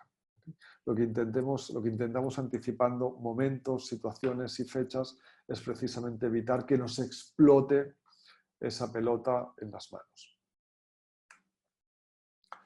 En esos momentos, estamos hablando de esa cercanía al aniversario de la muerte, Alba me envía un mensaje de texto un fin de semana hablando de temas que quería tratar porque esos días estaban haciéndose muy difíciles. Los he puesto aquí básicamente para que veáis que un año después tiene momentos, ese fin de semana en concreto, de alta intensidad emocional. Eso no significa que no lo esté elaborando bien, significa que se ha vuelto a conectar con la ausencia y el dolor, que está soltando un poco más de lastre, porque al final el duelo es en cada momento en que revisitamos ese pasado, ese presente y ese futuro, ir soltando un poco de lastre, ir recolocando a nuestro ser querido, permitirnos dejar ir. Necesitamos hacerlo unas cuantas veces. De estos textos, de estos puntos que tenéis aquí, me quedo con el penúltimo, porque lo comentó con mucha sorpresa. Una vez llegó a consulta y lo explico. Pero el texto es este. Por un momento siento que Roberto está con nosotros y nos habla. No estaba pensando en él. Simplemente estaba bañando a su hijo. Alba estaba bañando a Arnau, como hacía cada día. Y de pronto oigo en mi cabeza, hola príncipe, que es como Roberto saludaba a su hijo cada día cuando llegaba a casa. Por un instante es tan real que creo que es posible volver a mi vida anterior. Pero solo ha sido un momento. Seguido he sentido ansiedad por no poder agarrar mi vida anterior y traerla. Recordad que las pseudoalucinaciones no son extrañas. Yo creo que son constantes al inicio de la elaboración del duelo. Creer ver, creer sentir, creer oler, creer notar a nuestro muerto, verlo por todos lados, sentir como su presencia en casa o su olor o escuchar su voz.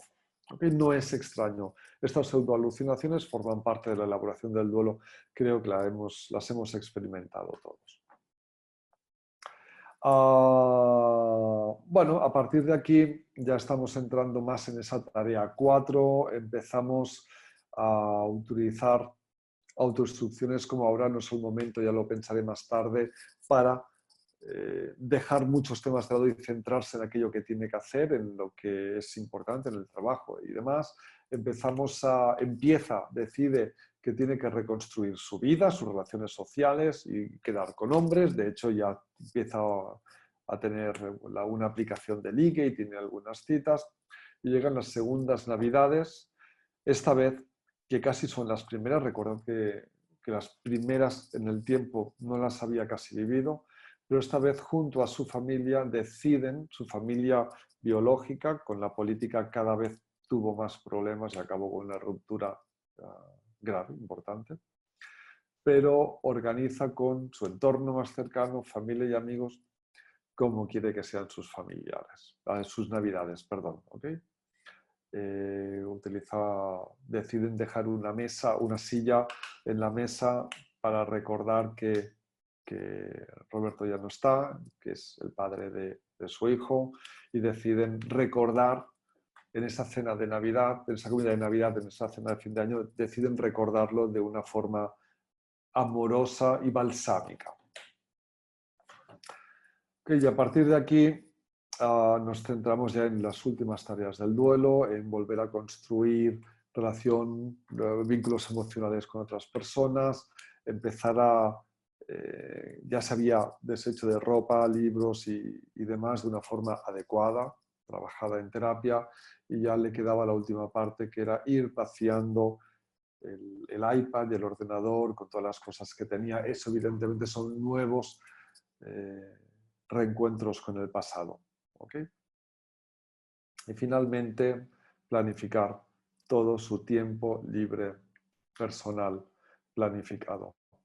Alba, al cabo de un año y pico, año y medio, sí, no mucho más, conoció a otra persona, a un chico. Al principio fue complicado, tuvimos que ir reestructurando, tuvimos que ir reestructurando esas culpas, ese sentimiento de traición, como viene siendo habitual, pero sí sé, como os decía antes, porque un tiempo después, un año y poco después, un año y pico, 2 años, sí, su hermana vivió casi la misma situación, que fue la pérdida de la muerte súbita de su marido, y también se encontró en este caso con hijos pequeños, pero sí que a través de la hermana supe después que Alba había rehecho su vida, que estaba súper feliz, que tenía una pareja con la que estaba viviendo ella y Arnau.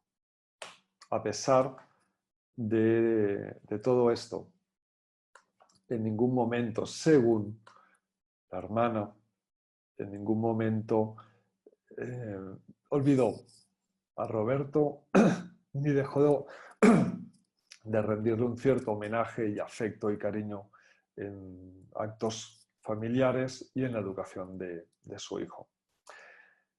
Hasta aquí esta sesión. He intentado presentaros lo que se fue trabajando con esta paciente y también he intentado intercalar algunos aspectos más teóricos del acompañamiento y la elaboración en el duelo. Hemos estado 1h20, 1h30, creo, casi. Y hasta aquí. No sé si tenemos a Erika por ahí de fondo y nos organiza lo que podamos charlar ahora entre todos.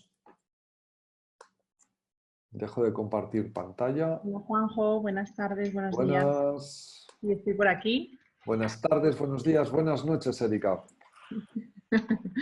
He ido siguiendo a los participantes, las cuestiones que nos han trasladado a través del chat. Me voy a poner los cascos para escucharos mejor. Voy a dar paso por si alguien quiere hacer alguna de las consultas abriendo micrófono para que podáis abrirlo. Perfecto. Pero primero, permitidme que traslade algunas de las consultas que durante la sesión ya han estado compartiendo a través del chat. ¿Vale? Entonces, ha habido varias personas, Iseldi, Karen Cuevas, Jacqueline, que al principio sobre todo te preguntaban por cómo abordar el duelo en los casos concretos de COVID, ¿no? Cuando no son posibles los rituales acostumbrados de despedida. Incluso Andrea consultaba de una manera un poco más específica qué consejos o estrategias se les puede dar para que brinden ellos en el seguimiento a alumnos de todas las edades, ¿vale? por estos momentos en los que están haciendo clases virtuales y son alumnos que se encuentran pues o contagiados o con pacientes contagiados, con familiares contagiados o incluso con ciertas pérdidas. Yo creo que al final lo que no se nos puede olvidar a ninguno de nosotros es que la elaboración del duelo lo hacemos de una forma familiar y social. Perdón. De una forma familiar y social. Es verdad que en estos momentos no puede ser físico, en ocasiones no ha podido ser táctil, pero sí que, aunque sea demorado en el tiempo, hemos podido hacer, casi todo el mundo ha podido hacer un ritual de despedida. Quizá no el entierro del cuerpo o la incineración del cuerpo, pero una vez se ha relajado la situación, relajado entre comillas, porque estamos todos, bueno, relajado no, pero hemos podido hacer ciertos rituales de despedida. Lo he comentado antes, al final el ritual es esa ceremonia que elaboramos, sea un ritual funerario o sea un ritual de despedida, para ayudarnos en esa tarea uno, en ese poder aceptar a nivel cognitivo y a nivel emocional que la persona ha fallecido, para poder puntuar, para poder decir aquí acaba esto, aquí empieza otra cosa, empieza una nueva vida. Igual que el luto, ese proceso de luto nos va a servir de puente, nos da la estructura para poder andar desde un pasado que ya no existe hacia un futuro que todavía no existe. Y el luto nos permite, nos da cierta estructura para elaborar ese tiempo. En los casos de muerte por coronavirus, básicamente lo que no hemos podido es despedirnos. Y ahí entra en juego, por un lado, el ritual funerario, pero por otro lado también el trabajo de la culpa de lo que os decía, ¿habrá estado esta persona sola en el momento de su muerte? ¿Habrá sufrido? ¿Le he dedicado suficiente tiempo a la relación? ¿Habrá pasado? ¿Cuáles habrán sido sus últimas palabras? Toda esa culpabilidad tendremos que ponerla sobre la mesa y darle espacio, sea con culpas ajustadas a realidad o no, tendremos que darle espacio y trabajarlo. Pero sobre todo, no podemos olvidar que nos estamos volviendo híbridos en todo y la prueba es que estamos aquí de forma telemática y que las formaciones se están haciendo telemáticas. La población también se está acostumbrando a este mundo híbrido. Y aunque no podamos estar de una forma presencial y táctil con aquellas personas que queremos y que han perdido a alguien, sí lo podemos estar de otras formas, sea con una llamada, una videollamada, sea con un mensaje, sea con un hacerles saber estoy a tu lado y en cuanto pueda estaré ahí. Y aunque no podamos dar un abrazo, que eso nos cuesta mucho, pero si hemos podido participar del velatorio y del funeral, ese estar presente ya es una forma de facilitar esa elaboración. No nos olvidemos, el duelo duele, por mucho que creamos que si no llevase mascarilla, si hubiese podido estar allí y darle un abrazo, o si hubiese habido un funeral, todo sería más fácil. Sí, sería un poco más fácil, pero dolería igual y no podríamos salvar a nadie de ese dolor, porque salvar del dolor significa anclarnos en el no sentir y eso nos llevaría, como nos plantea Leigh Meyer y Margaret Stroop, a duelos complicados. Aprovechando, Juanjo, que has hecho ahora referencia, algunos de los asistentes se han quedado con ganas de que pudieras escribir en el chat el nombre de los autores para que después pues, puedan revisar ellos posteriormente Claro, por supuesto. sobre ellos. ¿Vale? Chat, aquí lo tengo. Vale. Y mientras tanto, también otra consulta que nos trasladaban sobre, has mencionado la técnica del MDR para el duelo, si podías explicar brevemente cómo funciona, cómo se aplica en estos casos. Perfecto. Y Margaret Stroop. Ahí están. No, pero no queremos en privado, ¿verdad que no? Se lo estoy yo enviando solo a una persona, a todos, aquí, ahora. Perfecto. Vale, gracias. Ahora sí. MDR. Bueno, el MDR, muchas de vosotras lo conoceréis también, es la técnica de Shapiro para el trabajo con, principalmente y según el APA, para trastornos de estrés postraumático. En este caso, por ejemplo, con Alba, esa mirada de la UCI, de su marido en la UCI, esa mirada en la que, como ella comentaba, solo le expresaba el miedo y el sufrimiento que estaba experimentando Roberto, le era muy difícil de integrar.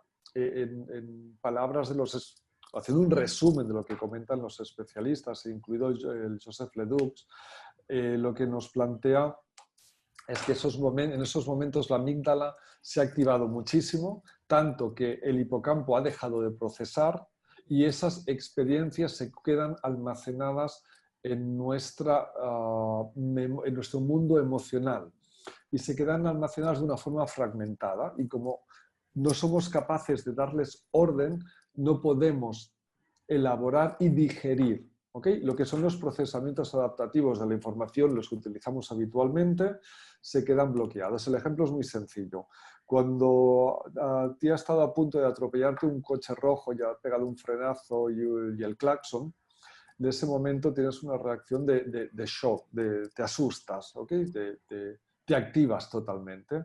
Lo normal es que durante unos cuantos días, cada vez que pases por ese lugar o veas un coche rojo o escuches un frenazo, tu mente vuelva a ponerse en modo miedo, en modo, Dios mío, me están atropellando.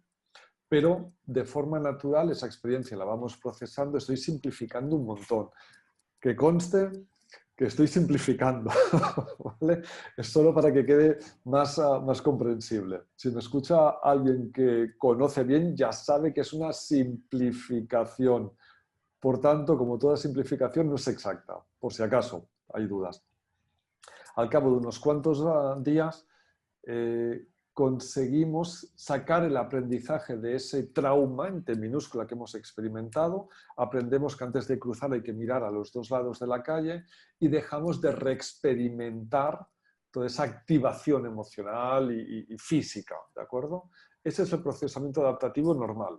En las experiencias traumáticas esto se bloquea y pasa una semana y dos, un mes y dos, un año y dos y seguimos experimentando continuamente ese evento como si estuviese sucediendo. Y el MDR lo que nos ayuda desde un protocolo estandarizado de trabajo a través de la estimulación bilateral del cerebro, como explica Shapiro, y de la atención dual en pasado y presente, lo que permite es activar ese proceso natural de procesamiento de la información, básicamente, y de una forma muy simplificada. Pensad que la formación en duelo son varias formaciones de varios días cada vez en cada nivel y yo acabo de hacer el resumen en 30 segundos. Obvio que es inexacto. Bueno, pero yo creo que ayuda igualmente, gracias. Más casos concretos. Por ejemplo, Karen nos pregunta, en el caso de una niña de 2 años que no participó en el funeral de su padre, ¿puede tener repercusiones graves? Los niños, y más en esas etapas evolutivas, viven las pérdidas desde cómo lo viven los adultos. ¿Okay? Todo lo que son los constructos de comprensión de la muerte en la población infanto-juvenil, el pensamiento mágico, la irreversibilidad, el final de la vida, etcétera, ni siquiera están del todo formados. Por tanto, su comprensión de la muerte es muy diferente, lo entienden de otras maneras, no igual que nosotros, y sobre todo van a vivir las muertes en función de cómo lo viven sus figuras parentales principales. ¿Okay? Yo creo que no es tan importante si lo va a vivir esa niña bien o mal, sino cómo lo están viviendo los adultos, porque en función de eso lo vivirá bien o mal la niña. ¿Okay? De hecho, es que incluso hasta si no recuerdo mal, es a partir de los 9 años, 6 ya se empieza, pero es a partir de los 9 cuando todos los profesionales sugieren que se le explique al niño si quiere participar del ritual funerario, que es cuando ya empieza a tener esa comprensión de lo que sucede. ¿Okay? Si el niño participa bien, mejor, si no, no pasa nada, pero siempre el foco debe estar en cómo lo están viviendo las figuras, los tutores de esa persona, de ese niño, de esa niña. Vale, gracias. Más preguntas. Ámbar Santos nos comenta, se explicó la importancia de ver el cadáver del ser querido que falleció. ¿Es recomendable que se haga en caso de que el cuerpo de la persona querida esté mutilada o maltratada por el motivo de la muerte? Como mínimo se debe dar la oportunidad explicando a la persona lo que puede encontrarse. Pero al menos yo creo que, digo yo, pero en general las personas que hemos trabajado en duelo, que nos han dado clases y workshops y de todo, Meyer lo comenta siempre en sus workshops, por ejemplo, él dice que yo creo que nos tienen que dar la oportunidad ¿sabes? Yo si se muere mi pareja, mi hija, mi hijo o mis padres, aunque sea un accidente de tráfico y el cuerpo haya quedado deteriorado, yo quiero que me den oportunidad de verlo. Al menos eso. Vale. Cindy Natera nos comenta, ¿usted considera prudente que una persona que ha perdido a un familiar y desee no verlo en su féretro por quedarse con sus mejores recuerdos más adelante, no vaya a repercutir en su estado emocional? Lo primero es pensad en vuestros muertos, por favor. Cada una de vosotras, cada uno de vosotros, pensad en vuestros muertos, que algunos y algunas ya tenemos unos cuantos en las espaldas. Pensad en los que habéis visto el cuerpo, el cadáver. Y pensad si el único recuerdo que os queda es ese. La mayoría de personas creen que si ven el cadáver, todo lo que van a recordar va a ser el cadáver. Y está bien que desde esa parte psicopedagógica, desde esta parte psicoeducativa, que les ayudemos a entender que cuando vemos el cadáver, eso no se nos queda grabado ahí a fuego. O en todo caso, eso es una foto más de ese álbum de experiencias compartidas con una persona que hemos perdido. Y yo creo que esto es la parte más importante, esa psicoeducación en el que ver el cadáver es una parte más de la historia de vida y muerte de la persona que hemos querido. Igual que, y es más fácil porque da más tiempo, cuando se nos mueren mascotas, digo que nos da más tiempo porque, claro, viven menos años, la media es de 10, entonces podemos ver varias veces toda la vida de una mascota. Y cuando se nos muere, también vemos al animal enfermo o muerto, pero recordamos toda la historia de esa mascota y de la siguiente, y de la siguiente, y de la siguiente. Bueno, pues un poco lo que hacemos es eso. No sé si te he respondido entero. Creo que me he dejado una parte. ¿Puede ser, Erika? No, yo creo que en principio preguntaba de cómo podía repercutir en su estado emocional, pero Vale, sí. Por un lado, esto de que ver el cadáver no se nos va a quedar grabado ni va a ser traumático, no tiene por qué serlo. ¿Cómo puede repercutir? Bueno, ver el cadáver y participar del ritual nos ayuda en esa primera tarea del duelo según Worden. Nos ayuda a entender que ya está, se acabó. Y os pongo otro ejemplo. Cuando la persona no se ha muerto, cuando es vuestra pareja que os ha dejado, ¿ok? No hay cadáver, no hay nada que ver. Y nos cuesta mucho más aceptar la pérdida porque hay esa esperanza del reencuentro. Claro, como no está muerto o muerta, pues volverá, se dará cuenta de que me quiere, volverá a estar conmigo porque yo soy súper fabuloso y no sé cuántas cosas más. En realidad, ver el cadáver, aunque nos ayude en la aceptación de la pérdida, ¿ok? No es estrictamente necesario. Si lo hacemos bien, si no, bueno, no pasa nada. ¿Okay?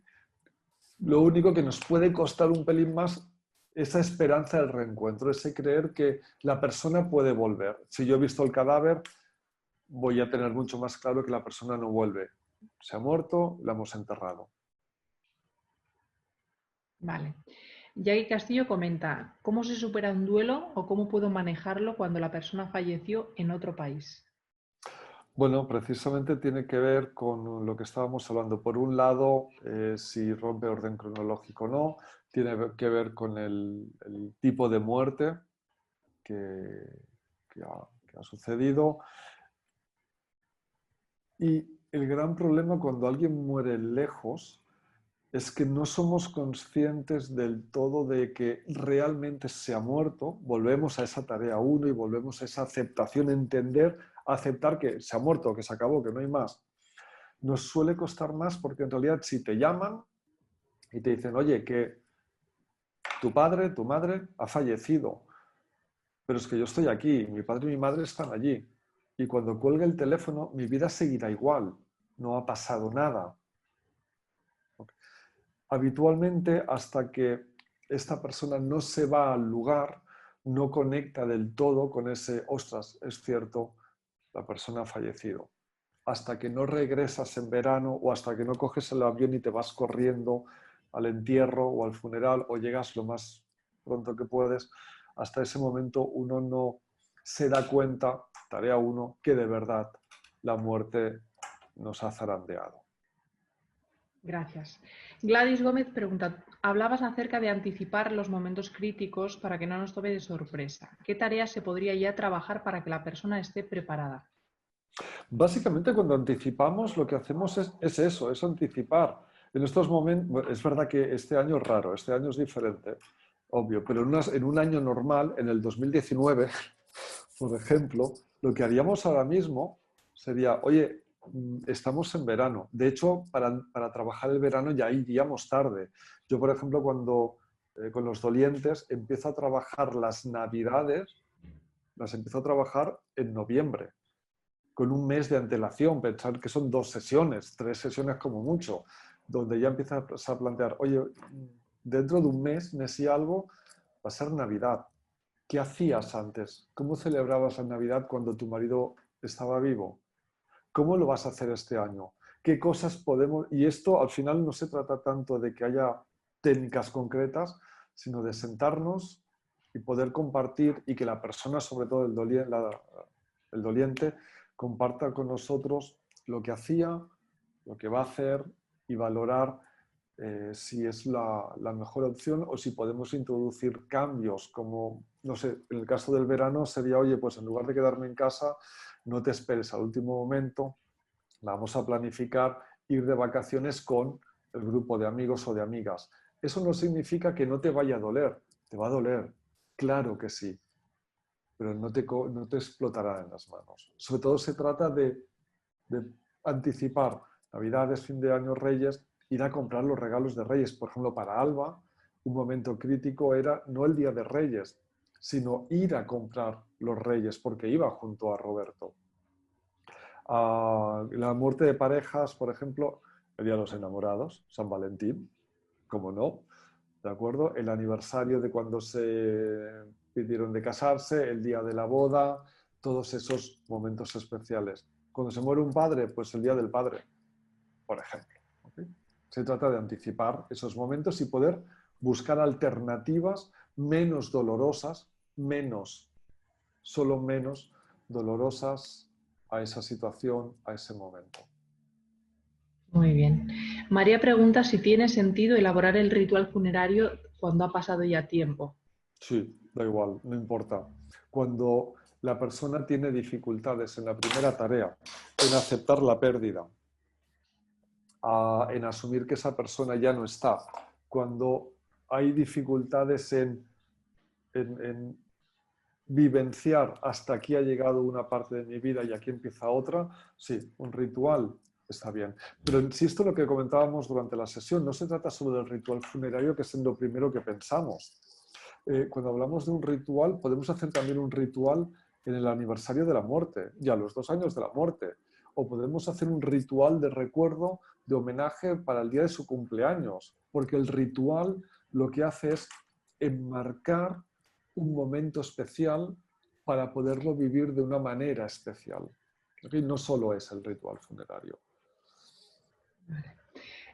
Preguntan, ¿la persona que en cada aniversario del ser fallecido lo recuerda, llora y pierde el apetito aunque hayan pasado 5 años, es una persona con duelo no resuelto?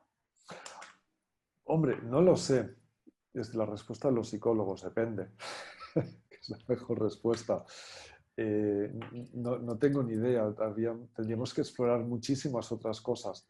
Lo primero que se me ocurre plantear, insisto, en que no tengo ni idea, dependerá de cada caso.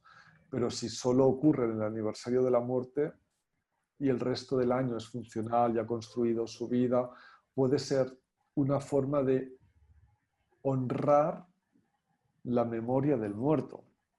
Podría serlo, de la misma forma que en España y en otros países, seguro, y sobre las poblaciones en la España profunda, especialmente, cuando a una mujer se le moría al marido, se vestía de negro para toda la vida. Y esto, Erika, a ti te suena. ¿Okay? ¿Eso es un duelo complicado? Bueno, son normas culturales. Es el luto tal cual estaba establecido y está bien, no pasa nada. Pero depende, claro. Vale. Ileana nos pregunta, sugerencias para que el cuidador de un enfermo crónico se tome su espacio dentro de la situación de confinamiento que vivimos y cuando las redes de apoyo están restringidas. A ver, repítelo. Dime todas las dificultades. Sí, las sugerencias para que un cuidador de un enfermo crónico. Cuidador, con lo que ya implica del cuidador principal en cuanto a abnegación y sacrificio en Ujú. pos de su enfermo. Y esto ya es una batalla donde hay grupos de ayuda mutua y asociaciones que están continuamente luchando en condiciones normales para que los cuidadores se den espacios de oxigenación, de normal. Imagínate, yo recuerdo una asociación de Huntington con la que estuve colaborando haciendo un voluntariado con ellos mucho tiempo, y organizábamos 1000 GAMS, grupos de ayuda mutua y actividades de la asociación para que los cuidadores de los enfermos de Huntington tuviesen espacios personales. Si de normal es difícil, con el resto de condicionantes que me has dicho, Erika, por supuesto lo es mucho más. Yo, en estas situaciones tan extremas, que haya aislamiento o distanciamiento físico no significa que haya distanciamiento emocional, incluso virtual. Utilicemos esos recursos que están ahí. Muy bien. Juanjo, te dan, bueno, muchísimas veces las gracias por la conferencia. A vosotras y a Preguntan, Diana, vosotros. ¿cómo podemos afrontar varios duelos en un mismo momento? Pérdidas múltiples, que es algo que nos estamos encontrando en estos momentos. Pues según Neymeyer, según Gordon, según los diferentes autores, las pérdidas múltiples, lo primero que debéis tener presente es que la negación es la respuesta más habitual. O sea, es tan grande y me duele tanto que lo voy a meter todo en un cajón y voy a hacer como si no pasara nada. Porque como lo mire, me desmoronaré. Así que lo niego. Aquí no ha pasado nada y funciona tan normal. Esa negación en las pérdidas múltiples es absolutamente, yo diría que es supervivencia pura. No la tocamos. No intentamos confrontar la negación. No es una psicoterapia, no es una psicopatología. Es una respuesta de supervivencia. Damos espacio y tiempo. Y una vez la persona está lista para abrir el cajón de las pérdidas múltiples, los diferentes autores recomiendan empezar por la pérdida que le sea más fácil a la persona empezar a elaborar y después ir avanzando hacia las siguientes. Genial. Juanjo, Julia Chicoyay nos pregunta, ¿será conveniente que un niño de 7 años que vive con su mamá y que está en fase final de cáncer continúe compartiendo con su mamá? En población infanto-juvenil lo que se recomienda es que las transiciones no sean bruscas. Está bien que siga compartiendo con su mamá, pero también está bien, según los autores, que los especialistas en duelo infanto-juvenil, que la transición se le facilite y que haya otras figuras adultas que serán tutores que vayan asumiendo muchas de las funciones como el bañar, el llevar al cole, etc. Son 7 años. Los niños son niños, pero no son tontos, se dan cuenta de lo que sucede y necesitan que ese proceso se les facilite. No pasa nada con que viva el proceso de enfermedad y muerte de la madre, siempre que haya unos adultos suficientemente sensatos, centrados, inteligentes emocionalmente para acompañar ese proceso. La directriz principal, sobre todo, es que esas transiciones no sean demasiado bruscas. Vale, hay muchísimas preguntas, estoy intentando seleccionar Pero no nos las da tiempo a más todas, es imposible. relevantes. Sí. Una última, ¿cómo se maneja el duelo cuando se trata de una persona desaparecida? Wow. Claro, es que cada pregunta de estas eh, es por sí todo un seminario, ya no digo una sesión clínica, sino un seminario. Está preguntando esta persona, este colega o esta colega, está preguntando por las pérdidas ambiguas, por las personas desaparecidas físicas o por la persona desaparecida emocional. Es decir, el soldado desaparecido en combate, del cual no tenemos cuerpo, el niño que ha desaparecido y que sus padres no tienen nada que enterrar, o me da igual, cuando desaparece, en este caso está el vínculo, pero no hay cuerpo, pero puede ser al revés, hay un cuerpo, pero no hay un vínculo, un padre con Alzheimer, por decir algo. Mi padre está ahí, la parte física está, pero el padre con quien tenía el vínculo emocional no está. Son pérdidas ambiguas, es todo un mundo súper amplio, muy difícil de resumir. Yo creo que son duelos que no se resuelven. En Vale. el caso de las personas desaparecidas, fijaros que pasan años, décadas, toda la vida de las personas, las madres de la Plaza de Mayo, por ejemplo, los padres o familiares de los fusilados en las cunetas en la Guerra Civil Española, durante el franquismo, y pasan décadas y va pasando de generación a generación y son duelos que no se resuelven y que se sigue buscando el cuerpo de la persona. Es muy complicado. De acuerdo. Bueno, pues Juanjo, muchísimas gracias. Creo que ha Muchísimas generado gracias. muchísimo interés el tema Me y tus alegro. aportaciones. Había mucha gente que compartía situaciones personales. Esperemos que les haya servido, bueno, pues para trabajar a su manera y de manera individual el duelo. Y bueno, dar las gracias a todos. Recordar que Juanjo es docente del programa del módulo de terapia de duelo en el máster de Psicología Clínica y de la Salud. He compartido antes el enlace. Entonces, pues bueno, si queréis ampliar más información, por supuesto, nosotros encantados de acogeros en cualquiera de nuestras sedes. Este programa, el de Máster Psicología Clínica y de la Salud, se imparte tanto en formato presencial como en at home, que es la nueva modalidad en directo, en presencial desde casa. Y nada, pues invitaros a participar de futuras sesiones. Esta sesión en algunos días la colgaremos en nuestro canal de YouTube, en ISEP TV, y podéis consultar junto a la de Juanjo muchos otros títulos y participación de otros colaboradores de cualquiera de los temas que tenemos compartidos en nuestra oferta formativa. Gracias a todos por los asistentes. Gracias, Juanjo.